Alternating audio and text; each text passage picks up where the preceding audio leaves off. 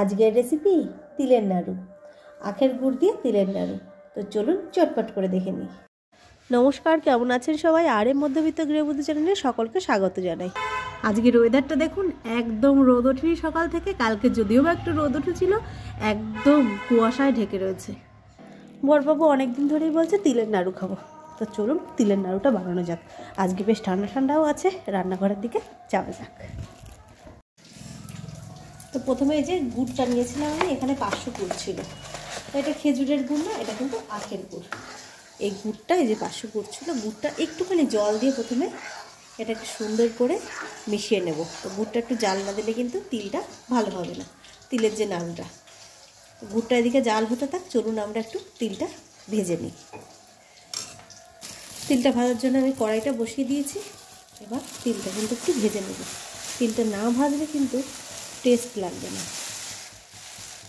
এটা পুরো ফ্রেশ তিল, পুরো পরিষ্কার করে তারপরে এগুলো বিক্রি হয়। এই তিলও দারুণ টেস্ট হয় কিন্তু। আর কালো তিল যেগুলো খোসা থাকে সেগুলোরও কিন্তু নাড়ু খুব সুন্দর হয়। চলুন এটাকে একটু ভেজে নিই। বেশ খানিকটা তিল বাবা এনেছে এতটা। অ্যাকচুয়ালি অনেকদিন ধরেই বলছিল তিলের নাড়ু তিলের নাড়ু। তো যা কিছু করতে যাই তাতেই ঝামেলা, আর ইচ্ছা করে না করতে, ওই জন্য আর করা হয়নি। তো চলুন, আজকে ঠান্ডাও আছে আর রান্নাটাও বেশ তাড়াতাড়ি হয়ে গেছে, তো আজকে বানিয়ে ফেলি। তো বন্ধুরা, কথা বলতে বলতে দেখুন তিলটা আমার কিন্তু ভাজা হয়ে গেছে। চলুন এবার নামিয়ে ফেলি। তো বন্ধুরা, এই যে আমার তো তিলটা ভাজা হয়ে গেছে। আর এই যে গুড়টা কিন্তু এরকম ঘষে ঘষে ঘষে ঘষে সুন্দর করে জাল দিতে হবে। আর এরকম পাশে ঘষলে কি হবে, গুড়টা হয়েছে কিনা, যখন গুড়টা এরকম ঘষতে ঘষতে সাদা হয়ে যাবে তখন বুঝবেন গুড়টা হয়ে গেছে। এই যে পাশে দেখতে পাচ্ছেন, এই যে ঘষতে ঘষতে পুরো গুড়টা কিন্তু পুরো চকলেটের মতো যেমন আঠালো ভাবটা হয়ে যায় সেরকম, তাহলে বুঝবেন গুড়টা হয়ে গেছে। এমনি কিন্তু গুড়টা এই যে পাতলাই, এই যে পাতলাই আছে, কিন্তু এখানে ওই পাতলা গুড়টা নিয়ে ঘষে ঘষে যখন এরকম আঠালো ভাবটা এসে যাবে তখনই বুঝবেন হয়ে গেছে।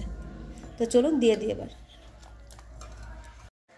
তিলগুলো দিয়ে দেবো এতে।